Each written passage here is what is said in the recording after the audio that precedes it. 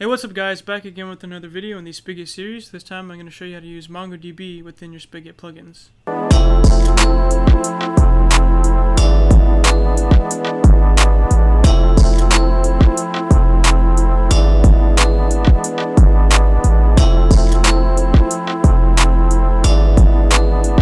Alright guys, so like I said, we're going to be using MongoDB within our Spigot plugins, and hopefully you know what MongoDB is, but if you don't, I recommend that you do some independent research to just find out what it is and how it works. But just for a simple explanation, it's a database type of service that allows you to store databases, obviously, and store data and stuff like that. And if you've ever heard of MySQL, it's kind of like MySQL, but actually it's not like it, but it is like it. It's like it in the terms that it's a database that stores data, but it's not like it in the terms of its structure, meaning that MySQL will store data within tables and stuff like that, and you have to match each table, and it has to be really structured. But with MongoDB, it doesn't have to be structured at all. It can be random, but it's just more free in general. There's not a lot of rules and regulations you have to follow as opposed to MySQL. So MongoDB basically works like this. You have a database, which is going to be like the top level that you have, and then within the database you have a bunch of collections. So inside that you have collections, and collections are basically collections you can think of them as like mini databases. They're like subsets of databases within your database. And then within collection you have documents, and the documents are going to be basically JSON objects, and you know what JSON is. JSON objects. So they're not exactly JSON objects, but they're very similar. Hopefully you know what a JSON object is. It's something you would use in web development, but I'll go ahead and show you. If we go ahead and make a new file here, we'll call it new file example.json. Okay, and so inside of here we can make a JSON object. So it'd be looking something like this. It'd be like a name, and then next to name we have a name, so Bob, and then we have another one. We can have another value. So basically you could think of this as a key value pair. So that's the key, that's the value, and then if we want another value, you could have another value. So age, and then so age, and then the age that we want to provide can be like 145, and then we can provide a whole bunch of values. We could do even Boolean values. So is strong, let's say false, or no, it wouldn't be surrounded by quotes, of course, because it's not a string. It'd be like that, so false, or maybe lowercase. Yeah, it's lowercase, but that's basically what a MongoDB object will look like. It's actually called BSON instead of JSON, but it's very similar to JSON, in terms of structure and stuff like that. But that's what that is. That's what documents are made of, and documents hold data. And so you have multiple documents within a collection, a single collection. You have multiple documents. So within your database, for example, you could have a database for storing anything related to Minecraft. So inside of that, you might have a collection for users, right? So you could have a users that stores all the players that have joined your server. So that could be a collection of documents for users, and each document is a user. And then you could have another collection that stores, some other data like kills. So you can store a bunch of kills in that collection. So documents representing the amount of kills that each player has and stuff like that. So hopefully you understand what's happening here. It's a very simple kind of process in terms of its structure, but hopefully that makes sense. But like I said, if you want a better explanation, then just go ahead and look it up and figure out how it works. But yeah, let's just jump right into it. To use MongoDB within your plugins and within Java, you need to use what's called the MongoDB Driver. And it's the Java driver. So search that within Google and then click the top result. And so now you have all this here, which is going to be the different versions that you have of the MongoDB Java driver. And then the latest one is going to be 3.10.1. So if you want to use 3.10.1, you can go down here and it tells you exactly how to use it within your plugin. So we can just copy this here, the dependency. Then we go back to our plugin, then go to our pom.xml. And then we just plug it in right here like you would do like with a normal API, dependency within our plugin, right? So what that's going to do is import the API of MongoDB, the MongoDB driver, to our plugin, so that we can use MongoDB within our plugin, right? So if you don't know what the driver is, basically the driver is an API that's specific for whatever language you're using the driver for. So basically there's C++ drivers, there's Java, there's all kinds of drivers for multiple languages, right? So we have a Java driver that is basically an API driver of MongoDB, so an API of MongoDB for the Java language, okay? So once we've added it to our plugin by using the the Maven or the Gradle, in case you want to use Gradle, but we're using Maven. But once you've done that, you can go ahead and start using it. So if you don't know how to use the Java driver, then just go here and click reference, and now it's going to take you to the tutorial part of it. So we can go ahead and click MongoDB driver, and then we have all these different little tutorials here for us. So we can click installation, which is already what we did. We already installed it. So let's skip to connect to MongoDB. So this is going to show us how to connect to our server. So basically that's the first thing we want to do, because connecting to our server will allow us to use our database, right? So our server is our database, but we actually need a database to connect to if we're going to even do that, right?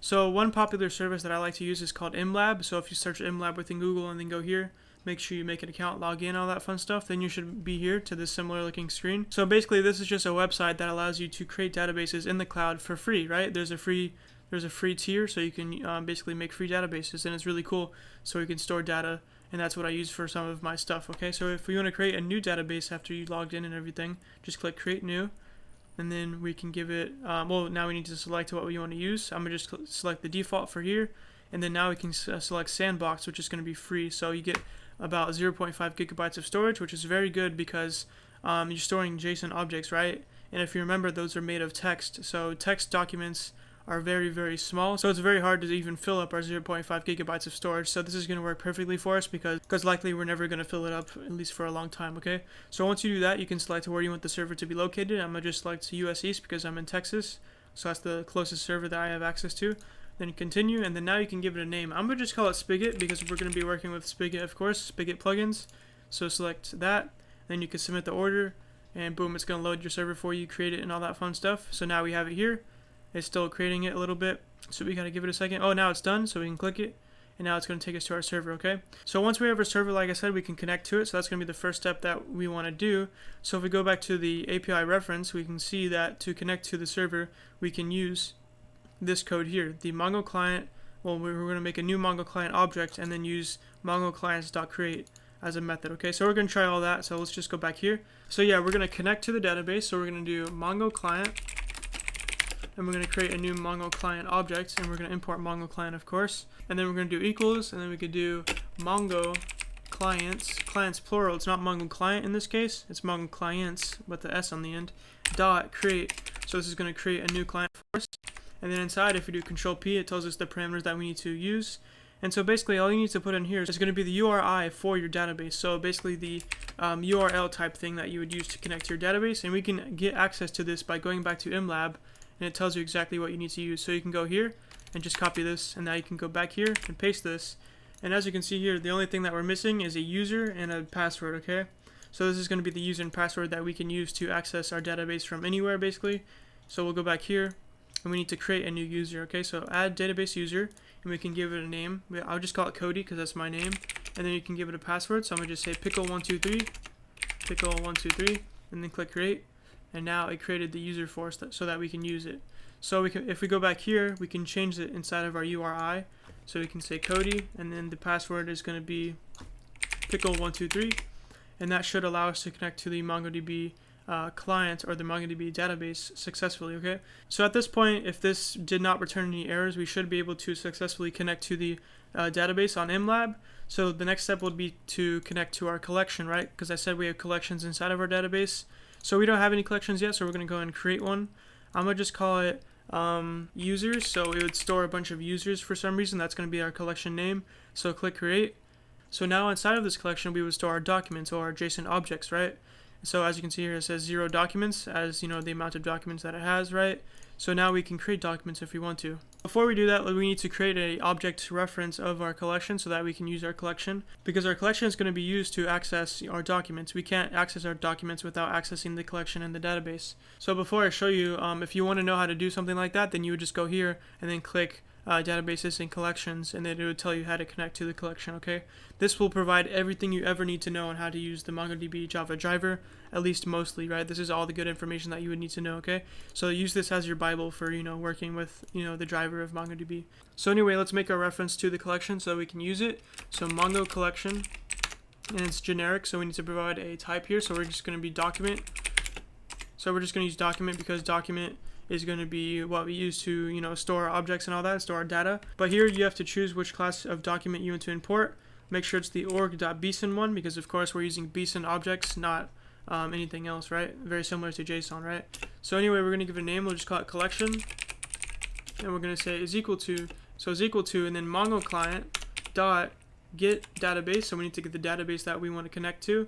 So in this case, we named our database Spigot, if you remember. So Spigot, and then once we connect to the database, the next step is to connect to the collection directly. So get collection, and so now we choose the collection's name. So we called it users, so users like that, okay? So now all of that allows us to connect to the collection, okay? And so with the collection, of course, I told you we can do a bunch of stuff like work with our documents. So collection.update1, we could find documents, we can insert documents, we could do a bunch of stuff, okay? So that's one of the main things that we needed to do to successfully connect to our database. So if this provided no errors, we should be good to go. So I'm gonna just go ahead and say in the console, connected to database. So that should have worked correctly. So now let's go ahead and compile this and make sure it works within our server. Alright, so I got my server up here. I just put the plugin on there. So let's start the server up and see if it works or not. Make sure you watch the console because it's going to print everything out in the console, whether it prints out an error or a successful message or whatever. You'll see. Alright, so our server is loading now. Give it 1 second. And boom. No errors. So look what we have here. It says monitor thread successfully connected to server with description blah blah blah, okay? So if you got something that looks like this, that means you successfully connected to the MongoDB server, so that's a good thing. And then it says cluster created and a bunch of good stuff, right? And then also says connected to database. So it pretty much did exactly what we wanted to do. So that's pretty good. So now we can actually start working with the data on the database. And like I said, we're going to do that with the collection. So collection dot, and then now we can do a bunch of methods here, right? So before we do that, let's go back to our MLab here and look at our database one more time. Let's reload here. Okay, we're inside of our users collection currently, and it still has no documents inside of it. So let's try adding a document to our collection here whenever our plugin starts up, right? So we can do that by doing collection dot insert one. So we're going to insert one document into our collection, right? Pretty self-explanatory. So as you can see here, as a parameter, it's asking for a document to insert. So we need to create a document, right? Simple enough. So let's go do document. Make sure it's this one, the beast document. So document, we'll call it document1 is equal to new document. And you can actually leave it blank. Oops, put that there. You can actually leave it blank, in terms of the parameters, but you don't have to. What you actually want to do is provide the data that would go inside of the document, right? So if we do Control P, it tells us to add a key and a value pair, or you can leave nothing. But if you want to, you can leave in a key and a value pair, which is similar to what I showed you a second ago within the JSON object. So let's do something like we did before. So we'll do name is the first. Oh, we have to leave it as a string, by the way. So we'll do name, and then that's going to be the the key pair, and then we need a value. So the name of, or the value of the name. So we'll just say Bob, okay? So what this is going to do is create a document with the name of Bob, and that's pretty much it. But if we want to add some more stuff, we could do like something like this. So dot append, or we can move it down like this. So dot append, and then we could add more key value pairs. So we could do name Bob, age 20, kills 10,000, something like that, right? So this will create a document with all three of these values and stuff like that, okay? So we now, once we have this document created, we can actually insert into the collection. So document1 will now be inserted into this collection here, okay? So this will happen every time the plugin starts up, obviously, or every time the plugin's reloaded, same thing, because it's inside of our onEnable method, right? So let's go ahead and try compiling this and we'll test it out. Alright, so I loaded the plugin, the new version of the plugin, onto the server files. So let's reload it and see if the see if it works. So as you can see here, it says open connection and all that fun stuff. So it works, it connected again. But now, of course, this time instead we actually made a document and then added it to the collection. It says nothing here about adding that document to the collection, if it worked or not. So let's just go right to MLab and see if it was added successfully. So we'll reload here. And as you can see here, the document was added for us. So it works perfectly, right? Isn't that pretty cool? You're actually able to add data to your database. So as you can see here, we have something similar to what I showed you before. It's a basically a JSON object, right? And you can see that you have the three values that you added before, which is going to be the name, age, and kills. So you have Bob, 20, and 10,000. So that's exactly what you told it to have. But also you have this special thing here called an ID. And basically an ID is just a unique value that each document will have within your database, okay? So that's what that is. But yeah, it works, right? So every time we reload now, it's going to add a new document to our collection here. So now it reloaded again, so let's reload here. And as you can see here, it created another document with the same values, but it's not actually the same document, of course, because it has a unique ID, right? So even though the values are similar, it's going to have a unique ID every time, okay? So that's pretty cool. If you want to delete the document, you can. So you can delete that if you wanted to. And then also you can edit it within MLab like this. So if you want to do that, you can do that. And then you can just click save. But I'm going to do that. I'm going to just click cancel and go back. But yeah, that's how that works. So we were able to add documents to our database. So let's just reload a bunch of times because I'm going to show you how to basically print out all the documents within your collection, because I think that's pretty useful sometimes. So reload, reload, reload, and boom, reload. Okay, so I don't know how many times that was. I think like 4. So let's reload here, and we should have about 5 now. Yep, 1, 2, 3, 4, 5. So we have 5 documents within our collection, all with the same values except for the ID. The ID is of course unique. But yeah, that's pretty cool, right? So now let me show you, like I said, how to print out all of the documents within your collection into the console, okay? So let's say you're not watching this video and you want to learn how to do something like that, right? So like I said, you would go here to your API reference and then you would find it. So we could do that by looking for read operations, because you're going to be reading the database for something, right? You're going to be reading. So if we simply scroll down a little bit, we can see how they did it. Basically, they made this cool little method up here, which is going to be a special method that allows you to convert a document into a JSON object and then print it out, basically. And then down here, we see that they use that by doing collection.find, which is going to get all the documents within the collection. And then what it does, it takes each of those documents and you calls upon the method that you just created, basically, okay? So it's better to show you, so I'm going to go ahead and copy this here. Just copy that, the special method that they made, and then I'm going to make it outside of here. And then just go ahead and import block, okay?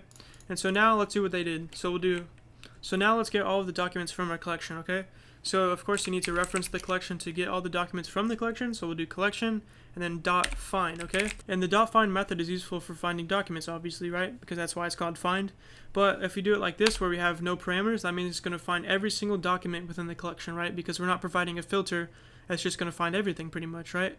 So that's going to do collection.find, so it's going to find all the documents, like I said, and then we're going to use this cool little method that we just pasted in here to print out each document as a JSON object into the console, right? So we'll do for each, and then, oops, not like that. We'll do for each, and then we'll just provide print block as a method here, okay? So as you can see, it's deprecated, but this is just for example purposes anyway, so it doesn't have to be perfect. But anyway, so let's go ahead and compile this and see if it works. Alright, so I loaded the plugin onto the server, so I'm going to reload now. And if we did it correctly, it should print out all the documents on our server into the console. Okay, so boom, now we can see that we have all of the documents here in the console, right? So it worked perfectly. And this time we have 6 documents instead of 5, because of course it added one more document before it did, finding all the documents, right? So that's pretty cool. It added all the documents for us, so we can see all of the documents that we have. So if you ever want to do something like that, you can do it. But that's basically just a simple explanation of how to use the find method and a bunch of stuff like that. So yeah, you know how to connect to a server now, to connect to your MLab server and just a MongoDB server in general.